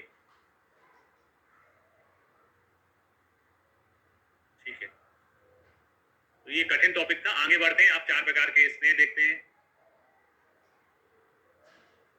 है ना। इसके बाद में 4 प्रकार के स्नेह बताए, मूली फलनी के बाद में 4 प्रकार के स्नेह क्या होते हैं। तो सर्पी, तेल, बसा, मज्जा, स्नेह दृष्टा चतुर्विधा। सर्पी यानी घृत, तेल, बसा और मज्जा, ये 4 प्रकार के स्नेह जो है यहाँ पे वर्णित किए गए हैं। चारों प्रकार के स्नेह जो होते हैं वो पान यानी कि पीने के काम में भी आते हैं, अभ्यंजन यानी अभ्यंग में भी काम में आते हैं, अंजन के रूप में भी काम में आते हैं, बस्ती के रूप में भी काम में आते हैं, नस्य के रूप में भी काम में आते हैं। तो पान, अभ्यंजन, बस्ती, है ना, नस, ऐसा करके पवन, पवन करके फॉर्मूला हो जाएगा, पान, अभ्यंजन, बस्ती, नस, पान, अभ्यंजन, बस्ती, नस, ऐसे करके याद करना है। 4 प्रकार के स्नेह, घृत, तेल, बसा, मज्जा, 4 प्रकार के महास्नेह होते हैं। गुण कर्म में बताया है कि स्नेहन द्रव्यों का काम होता है शरीर में जाके स्नेहन करना, जीवनी गुण वाले होते हैं, ये बल है। वर्ण उपचय, हमारे शरीर में हमारे वर्ण को बढ़ाते हैं। जब मालिश होती है चेहरे पे, अपन तेल में लगाते हैं तो हमारे त्वचा का कलर बेटर होता जाता है। और ये चारों स्नेह वात, पित्त, कफ सभी को दूर करने वाले होते हैं। वात, पित्त, कफ, है ना, जैसे तेल वात सामक है, घृत पित्त सामक है, वसा, मज्जा, कफ सामक होते हैं, तो तीनों दोषों को दूर करने वाले होते हैं। फिर आते हैं पंच लवण में। पंच लवण में है सौवर्चल, सेंधव, बिड, औद्विज, समुद्र, है ना। ये चरक ने पंच लवण बताए हैं। चरक सूत्र अध्याय पहले का 90वां श्लोक है, और पहला लवण का नाम लिखते हुए उन्होंने पहला लवण सौवर्चल लवण बताया। तो चरक में पहला लवण जो है वो सौवर्चल बताया गया है, जबकि हम रसतरंगणी पढ़ते हैं तो रसतरंगणी में पहला लवण जो है वो सेंधव बताया गया। सौवर्चल है चरक में पहला लवण पहले क्रम में, फिर उसके बाद सेंधव है, फिर बिड है, फिर औद्विज है ना, और फिर सामुद्र है। औद्विज इंपोर्टेंट है। औद्विज किसका भेद है, औद्विज, है ना। औद्विज जो है वो 3 चीजों का भेद होता है। औद्विज अभी अपन ने द्रव्य पढ़े थे, जांगम, पार्थिव, औद्विज, तो द्रव्य का भेद है। द्रव्य के अलावा लवण का भेद है, लवण के प्रकारों में भी पढ़ रहे हैं। इसके अलावा जब हम सुश्रुत संहिता पढ़ेंगे तो उसमें सुश्रुत संहिता में भूमिगत जल बताएं, तो भूमिगत जल का भी भेद है।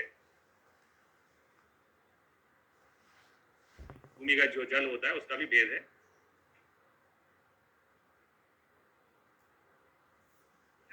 तीन चीजों का भेद होता है, और भी भूमिगत जल।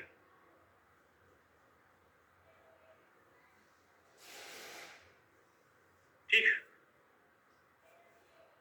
गुण में आ जाते हैं लवण के, तो लवण स्निग्ध होते हैं, उष्ण होते हैं, तीक्ष्ण होते हैं, अग्नि का दीपन करने वाले होते हैं, है ना। अजीर्ण में, अना में, सूल में, बात व्याधि में, गुल में, उदर रोगों में लाभकारी होते हैं।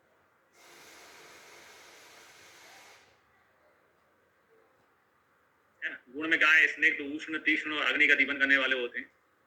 स्निग्ध उष्ण तीक्ष्ण अग्निदीपन करने वाले होते हैं। कर्म में लिखा है अजीन अना सूल है ना, वात व्याधि गुल्म और उदर में उपयोगी होते हैं। इसके बाद में बढ़ते हैं अपन मूत्र में, अष्टमूत्र देखते हैं। तो चरक संहिता में जो अष्टमूत्र बताए हैं वो उनके सामान्य गुणक्रम भी बताए और स्पेसिफिक भी बताए हैं। आमतौर पे आवी, अजा, गौमूत्र, मैसी मूत्र, हस्ती मूत्र, ऊंट, उष्ट, ऊंट का मतलब होता है उष्ट है ना, उष्ट बोलते हैं। बाजी यानी घोड़ा और खर यानी गधया, ऐसे करके ये 8 प्रकार के मूत्र होते हैं। भाव प्रकाश ने कहा है कि इनमें से 8 में से 4 जो है वो मादा के प्रयोग किए जाते हैं। गाय, बकरी, भेड़ और भैंस ये मादा होती है। इनमें मादा का जो मूत्र होता है वो गुण में लघु होता है। और गधे में गधी का नहीं लेते, ऊंट में ऊँटनी का नहीं लेते, गधे, ऊंट, हाथी, घोड़े में का मूत्र जो है नर से लिया जाता है और ये गुण में गुरु होता है। 8 में से 4, जैसे वो आजकल अपन स्टेटिक्स भी पढ़ रहे हैं, स्टेटिक्स में सैम्पलिंग होती है ना, तो 2 ग्रुप में बांट लेते हैं है ना। स्टेटिफाइड जो सैम्पलिंग होती है 2 ग्रुप में बांट लेते हैं, एक मेल एक फीमेल। तो यहाँ पर मेल फीमेल में बांट दिया अपन ने। मेल वाले जो है वो गुरु गुण वाले होते हैं और फीमेल जो मादा वाले हैं, गाय, बकरी, भैंस और भेड़ का दूध, वो भेड़ का मूत्र जो है वो लघु गुण वाला है। फिर आते हैं इनके सामान्य गुण में। सामान्य गुण में लिखा है उष्णम तीक्ष्णम अथो आरुक्षम कटुकम लवणान्वितम, यानी मूत्र जो है गुण में उष्ण होता है, तीक्ष्ण होता है। कॉमन सेंस है, मूत्र जो है उसका पीएच जो है वो थोड़ा अल्कलाइन भी रहता है, ठीक है। तो उष्ण है, तीक्ष्ण है। इसके अलावा कटु रस होता है और लवण अनुरस होता है। तो ये जो शब्द आए हैं चरक में, कटुक लवणान्विता है ना, कटुक, चरक नहीं कटु का पर्याय यूज किया था रस, 6 रस बताते समय। तो प्रधान रस जो है मूत्र का जो है कटु होता है और लवण अनुरस होता है। क्योंकि रस के 6 ऑप्शन होते हैं इसलिए एमसीक्यू में ये क्वेश्चन बहुत पूछा जाता है ना। मूत्र का रस होता है कटु, लवण, है ना, तिक्त, कसाय। क्वेश्चन बनाना आसान है एग्जामिनर के लिए, ठीक है। तो प्रधान रस कटु होता है, लवण उसका अनुरस होता है। प्रयोग में चले जाते हैं तो प्रयोग में लिखा है उत्सादन, आलेप, आस्थापन, विरेचन, श्वेत कर्म, उपना, परिसेक के रूप में मूत्र का प्रयोग होता है। यानी उत्सादन के रूप में, आलेप के रूप में, आस्थापन, विरेचन के रूप में अपन उसका प्रयोग करते हैं। सामान्य प्रयोग में लिखा है आना, अगत, उदर रोग में, आर्स में, गुल्म में, कुष्ठ में, क्लास में उपयोगी होता है। तो जो हमारा डाइजेशन सिस्टम है, जहाँ डाइजेशन है ना, तो उसमें बहुत लाभकारी करता है। पाचन तंत्र के विकारों में मूत्र बहुत अच्छा काम करता है। तो क्या होता है कि बहुत सारे एंजाइम जो होते हैं वो मूत्र में उत्सर्जित होते हैं। शरीर में जिन चीजों की मात्रा ज्यादा होती है मूत्र के माध्यम से उनको बाहर निकाल दिया जाता है। अब जो जानवर हैं उनके मूत्र में उनके डाइजेस्टिव एंजाइम की मात्रा थोड़ी रहेगी, इसलिए पाचन तंत्र में मूत्र अच्छा काम करता है। अना में, अगध में, अना में, उदर में, गुल्म में, कुष्ठ में, गिलास में, स्किन डिसीज में भी अच्छा काम करता है। दीपनीय विसहगना चक्रमी हगना चौपदिस्थिता पांडु रोग उपशिष्टा नाम सर्मम चौचते। ये लाइन बहुत एग्जाम में पूछी गई है, बहुत नहीं, एक ही एग्जाम है जो ज्यादा इस लाइन को पूछा गया, जहाँ वो है जामनगर के पीजी के पेपर लगाएंगे तो ये क्वेश्चन आपको 2007 में 9 में मिलेगा। पांडु रोग उपसस्ता नाम उच्चते है ना, श्लेष्मणा सम्मेतम चपीतम मारुतम च अनुलोपित है ना, करसे पित्तम अधोभागम। तो 3 ही दोष होते हैं। देखो, एक काउ यूरिन थेरेपी भी आपने बहुत सुना होगा।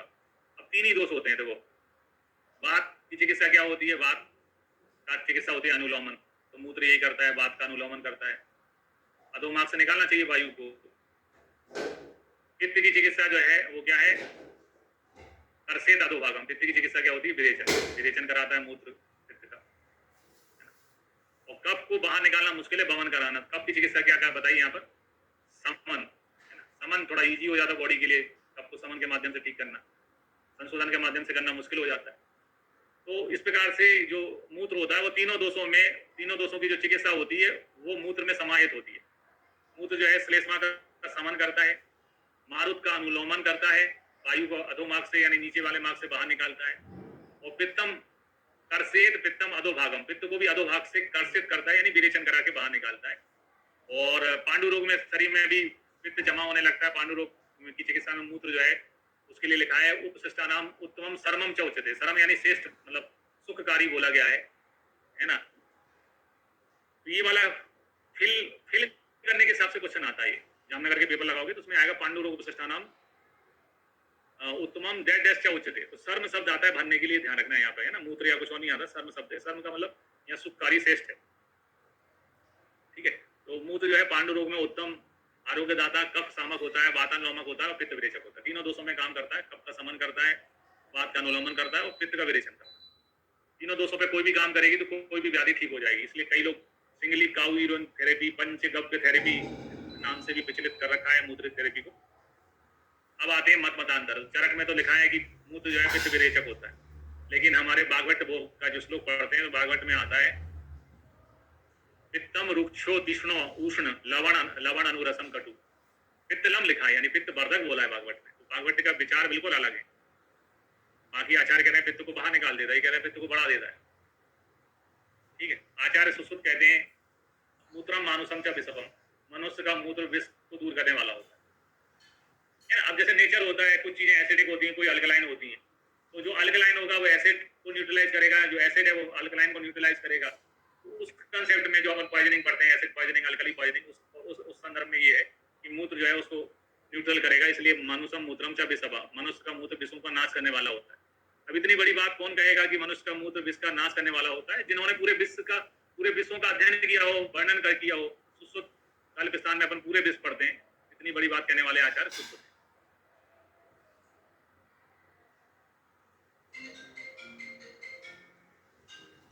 अष्टांग हृदय ने इसी श्लोक की चोरी कर दी। चोरी करने वाला ये बोलेगा भैया मेरा नहीं है, तेरा है, तुम्हारा है, तुम्हारा। सॉरी सॉरी सॉरी, मैंने तो कॉपी पेस्ट कर दिया था। तो मेरा नहीं है, तुम्हारा है, मेरा नहीं है, तेरा है, तेरा। ऐसा करके याद कराना चाहता हूँ मैं आपको। तुम्हारा है भैया, मेरा नहीं है, मैं तो कॉपी कर रहा हूँ। मनुष्य मूत्रम च विषपा किसका है? अष्टांग। सुश्रुत में चा आता है, इसमें तू आता है। फिर रसायन के लिए रसायन प्रॉपर्टी भी बताया इसकी मूत्र की, वो भाव प्रकाश ने बताई है। भाव प्रकाश में श्लोक है नर मूत्रम गरम हंति तद्विद सेवितम रसायनम, यानी कि नर मूत्र जो है गर यानी गर्भ नाशक होता है, और उसको विधि पूर्वक सेवन किया जाए तो वो रसायन के समान काम होता है।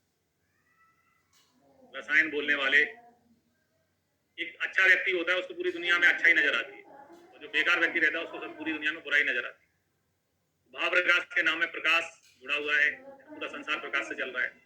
भाव प्रकाश को मूत्र में अच्छी चीज नजर आ रही है। क्या अच्छी चीज? उन्हें मूत्र रसायन नजर आ रहा है। याद रखने के तरीके होते हैं कि भैया किसने रसायन बोला है, तो भाव प्रकाश ने रसायन बोला है, ऐसा हमें याद रखना है। नरमूत्रम गरम हंति तद्विद सेवितम रसायनम।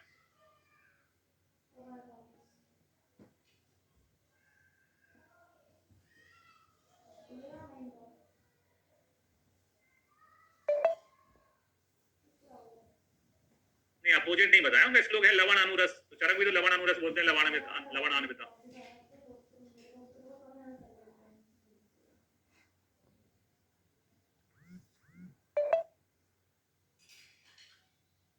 इसके बाद में आते हैं मूत्र के प्रधान रस, ठीक है, और उनके कर्मों में। अब 8 ऑप्शन है, 8 ऑप्शन है, तो एग्जामिनर के लिए इसमें क्वेश्चन बनाना सबसे आसान है।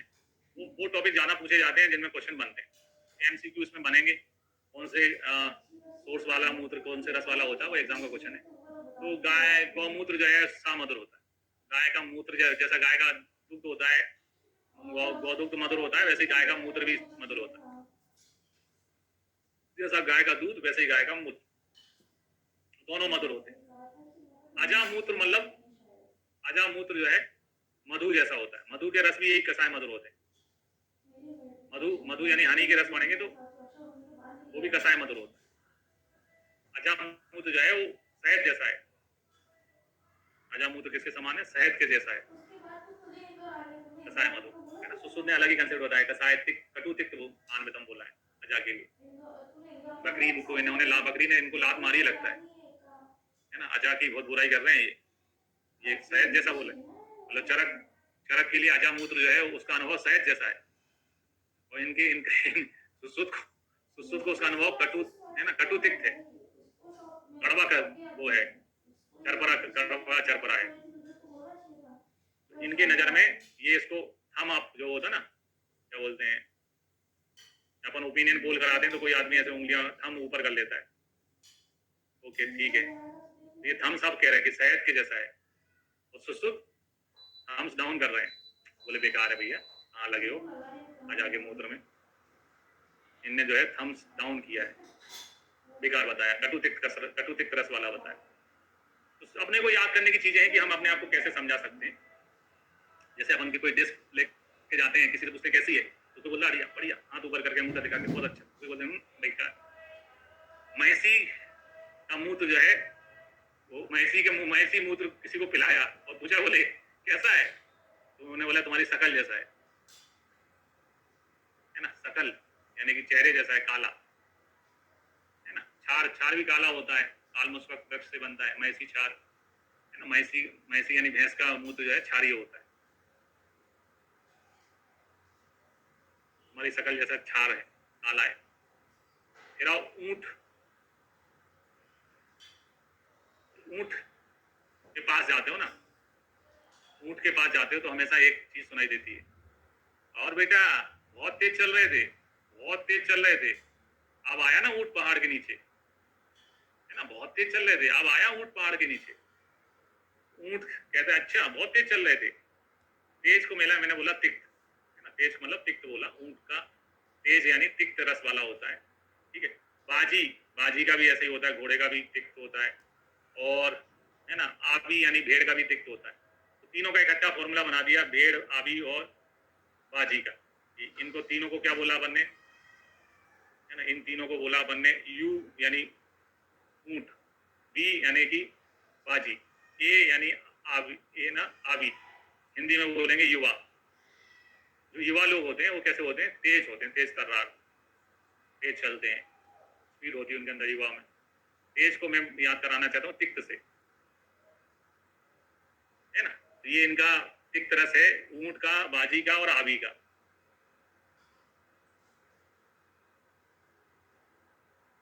है ना। हस्ती का लवण जैसा है, जैसे हाथी बड़ा होता है, बड़े जैसे लवण का ढेर है ना, नमक के ढेर पैदा होते हैं अपने यहाँ, नमक भी बड़ा है, लवण भी बड़ा है।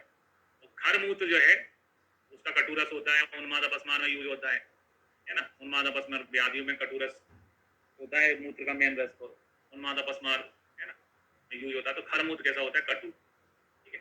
एक तो थोड़ा चेंजेस किए हैं, आबी में सुसुत, क्षार, तिक्त, कटु बताते हैं, और हस्ती में लवण के अलावा तिक्त को जोड़ रखता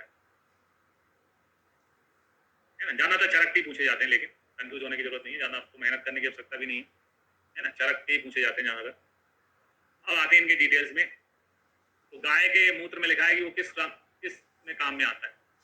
तो किंचित दोष अग्नम क्रमी कुष्ठ नुतम, यानी किंचित दोष अग्नम यानी दोषों को दूर करने वाला होता है गाय का मूत्र। क्रमी कुष्ठ नुतम, क्रमी कुष्ठ नाशक होता है, कंडू सामक होता है, उदर रोगे हेतम हो। तो ये हमने किंचित दोष, दोष अग्नम इसको बोला अपन ने के, क्रमी कुष्ठ नुतम इसको बोला हमने के, कंडू सामक इसको बोला हमने के, उदर रोग को बोला यू। तो यू के 3। तो हमने कहा गाय खरीदना है, गाय कहाँ की अच्छी होती है, तुमने कहा गाय लेना है तो उत्तराखंड की ले लो, उत्तराखंड या यूके, है ना, क्योंकि वो 3 गुना दूध देती है, यूके 3 3 गुना दूध देती है, यूके 3, यूके की गाय अच्छी है। फिर अजा का मूत्र, अजा का मूत्र जो है पथ होता है, यानी सेवन करने में इजी होता है, पथ है, दोषान हंती, दोषों का हरण करने वाला होता है। तो अजा मूत्र क्या होता है, पथ होता है, शहद जैसा है ना, रस में शहद जैसा है, और आम में पथ है। फिर मैसी मूत्र, मैसी मूत्र में लिखा है कि मैसी मूत्र जो है उदर में, सोप में, अर्श में का नाश करने वाला है। तो मैंने कहा यार मुझे भैंस खरीदनी, कहाँ से लेना भैंस, मैसी यानी भैंस। तो मैंने बोला यूएसए, उदर के लिए यू, अर्श के लिए ए, और सोप के लिए एस, यूएसए से लो भैंस लेना है। तो यूएसए अमेरिका की, किसने बोला, बोला हमारे सर ने बोला, हमारे सर ने बोला कि यूएसए की लो भैंस लेना है। तो भैंस यानी मैसी मूत्र जो है वो यूएसए मतलब उधर अर्श और सोप नाशक होती है ना, यूएसए। आबी का सबसे बेकार होता है आबी मूत्र, है ना, मूत्र वर्ग में आबी का मूत्र सबसे बेकार होता है, गाय का सबसे अच्छा होता है।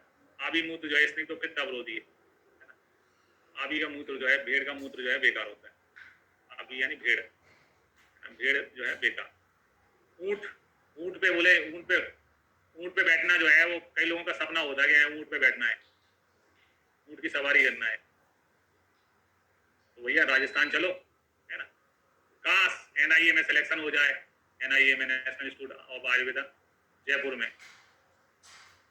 में सिलेक्शन हो जाए, और काश, काश का मतलब काश ऊंट पे बैठने को मिले। जयपुर में एनआईए के आगे जल महल है, जल महल के पास में ऊंट पे बैठाते हैं वो, काश ऊंट की सवारी करने को मिले। काश, काश यानी कि काश श्वास व अर्श में काम में आता है ऊंट का मूत्र।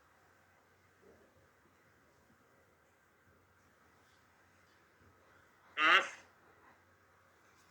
अर्श और श्वास को काश बोल दिया मैंने।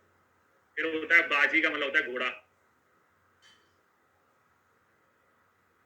घोड़े पे बैठने का सुख जो है सभी को शादी के समय मिलता है। शादी होती तो दूल्हा घोड़े पे बैठ के जाता है। तो हमें इंसान हमेशा सोचता है कि मेरी शादी कब होगी, कब शादी होगी, कब जो है घोड़े पे बैठूंगा, कब बैठूंगा, कब यानी कि कुष्ठ व्रण बिसापा, कब बैठूंगा मतलब हो गया कुष्ठ व्रण बिसापा, बाजी मूत्र कुष्ठ व्रण और बिसापा होता है। फिर हाथी का मूत्र, हस्ती मूत्र, हस्ती मूत्र में लिखा है हितम तू क्रमी कुष्ठी नाम, क्रमी कुष्ठ में हितकारी होता है हाथी का। तो देखो यूपीएससी जब डीप पढ़ते ना, यूपीएससी में ऐसे क्वेश्चन आते हैं, जोड़े बनाइए। एक ऑप्शन में उन्होंने जोड़ा बनाया, एक ऑप्शन में लिखा क्रमी कुष्ठनुत। क्रमी कुष्ठनुत में क्या टिक लगाना है आपको, गाय का। एक ऑप्शन बनाया कि कुष्ठ व्रण बिसापा, एक लिखा हितम तू क्रमी कुष्ठी नाम, इसमें हितम इससे चालू हो रहा है, हाथी का है, हितम से चालू हो रहा है, हस्ती का है, हितम तू क्रमी कुष्ठी नाम। तो जोड़े बनाने के रूप में ऐसे क्वेश्चन आते हैं ज्यादातर यूपीएससी एग्जाम में, विशेष रूप से ऐसे आते हैं। इसके अलावा प्रशस्त बद्ध बिड़ मूत्र, मलमूत्र को लाने वाला होता है, विबंध में काम करता है, क्योंकि लवण जो है वो सबसे अच्छा जो है विबंध नाशक होता है। इसके अलावा विष में, श्लेष्म आमा यानी कफ के विकारों में, अर्श में काम में आता है। कुल मिला के मैंने इसको क्रमी कुष्ठ को बोला K2 है ना, ये हो गया के और K2 के लिखा प्रशस्त, फिर बीसा बी है ना, आई है ना, SA ऐसा करके बीसा, जिसका बी लिख लिया, ISA, K2 प्रशस्त बीजा, K2 प्रशस्त बीजा करके याद करना है इसको। तो खर मूत्र का तो सबसे ज्यादा एग्जाम में यही पूछा गया, यही इंपॉर्टेंट है, यही बार बार आपको क्वेश्चन के रूप में मिलेगा, है ना। खर मूत्र यानी गधे का जो है वो उन्माद अपस्मार क्रयवादन नाशक होता है ना, उन्माद अपस्मार और ग्रहवादन नाशक होता है खर का मूत्र, ये क्वेश्चन ज्यादा पूछा जाता है। तो ऐसे करके आपको याद करना है। गाय कहाँ की अच्छी है, UK3, भैंस कहाँ की अच्छी है, USA, अजा का क्या होता है पथ, आबी का क्या होता है पित्त अवरोधी, ऊंट का क्या होता है कास बैठवाऊं ऊंट पे, बाजी का होता है कब बैठूंगा, हाथी का होता है प्रशस्त बीजा, जिसमें तिलिस्मामय रोगों में, अर्थ में काम में आता है, ठीक है। और माद अपस्मार ग्रहबाधा में हरमुद का, ठीक है। इस प्रकार से इनके रस और इनके कर्म हमें याद रखने।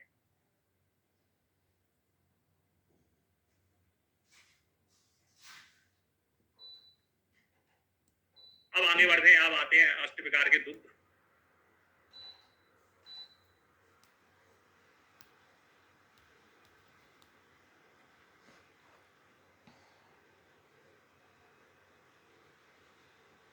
ठीक है, तो 8 प्रकार के दुग्ध में गाय, भैंस, भेड़ी, बकरी, हस्तनी, ऊटी है ना, घोड़ी, स्त्री, ऐसे करके 8 प्रकार के दुग्ध बताए गए हैं। सामान्य गुण में गाय की प्रायसो मधुरम स्निग्धम शीत स्तन्य पयो मतम, है ना, दूध जो है वो मधुर रस वाला होता है, स्निग्ध होता है, शीत होता है। इसके अलावा पीड़न करने वाला होता है, भ्रंगन करने वाला होता है, ब्रस्य है, मेद है, जीवनी है ना, क्षीरा जीवनी है नाम आप पढ़ोगे बार बार लिखा हुआ आएगा। इसके अलावा श्रम, हर श्रम को दूर करने वाला, का श्वास निर्वणम, का श्वास को दूर करने वाला, अंति सोणित पित्तम, सोणित पित्त को दूर करने वाला, रक्त पित्त को दूर करने वाला, संधान में हितकारी होता है। दूध में कैल्शियम होता है, कैल्शियम आपकी हड्डी को मजबूत करता है, संधान में काम में आता है कैल्शियम। कैल्शियम आपके वो जो ब्लड क्लॉटिंग फैक्टर जो होते हैं, है ना, ब्लड क्लॉटिंग फैक्टर जो होते हैं उसमें भी कैल्शियम होता है, इसलिए संधान में भी काम में आता है, ब्लड क्लॉटिंग में भी काम में आता है। रोग हग्नता में बात करते हैं तो दुग्ध जो है श्वास, कास, रक्त पित्त, भग्न, तृष्णा और छठ क्षीण में श्रेष्ठ है ना। तो छठ क्षीण में क्या श्रेष्ठ बताया यहाँ पर, दुग्ध। क्षीण छत में, क्षीण छत शब्द आता है, और इसका उल्टा करते हैं छत क्षीण, है ना, तो छत क्षीण में मांस माना जाता श्रेष्ठ, है ना। पांडु रोगे अम्ल पित्ते चा सोसे, गुलमे चा उदरे, अतिसारे ज्वरे दाहे चा सौतु चा विशेषता, है ना। पांडु रोग में, अम्ल पित्त में, सोस में, गुल में, उदर में अच्छा काम करता है दूध। इसके अलावा शुक्र में, योनि के विकारों में, मूत्र विकारों में, UTI प्रॉब्लम है उनमें बहुत अच्छा काम करता है, प्रदन में अच्छा काम करता है। विबंध और वात पित्त रोगियों के लिए पथ्य।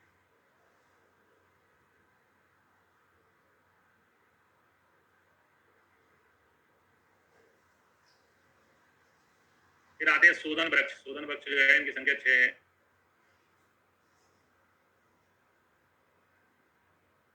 है ना। शोधन वृक्ष 6 होते हैं, इसमें क्षीर त्रयी यानी 3 वैसे होते हैं जिनका दुग्ध इस्तेमाल किया जाता है ना। इसमें दुग्ध जिनका इस्तेमाल होता है उसको है आर्क, स्नोई और बट, ठीक है। इसके अनुसार रस तरंगणी के अनुसार, जबकि चरक के अनुसार होते हैं अर्क, स्नोई और असमंतक। तो रस तरंगणी ने अलग बताए, उनने अर्क, स्नोई और बट बताया, और चरक ने असमंतक बताया। असम का मतलब होता है पत्थर, है ना, पत्थर यानी कि असमंतक बताया। No if no but, only Charak चट्टान। नो इफ नो बट यानी कि चरक ने बट नहीं बताया। चरक ने क्या बताया? ओनली चरक चट्टान। चरक ने चट्टान यानी पत्थर यानी असमंतक बता रखा है। मैच नहीं कर रहा ना, तुकबंदी नहीं बैठ रही ना, लेकिन ठीक है, याद रह जाएगी आपको। चरक का डायलॉग है no if no but, only Charak चट्टान। चरक चट्टान यानी असमंतक उन्होंने बताया हुआ है, बट नहीं बताया। चरक ने बट नहीं बताया हुआ।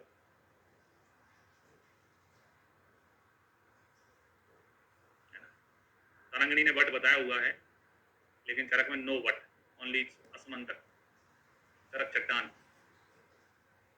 इसमें जो आर्क जो होता है वो दोनों काम में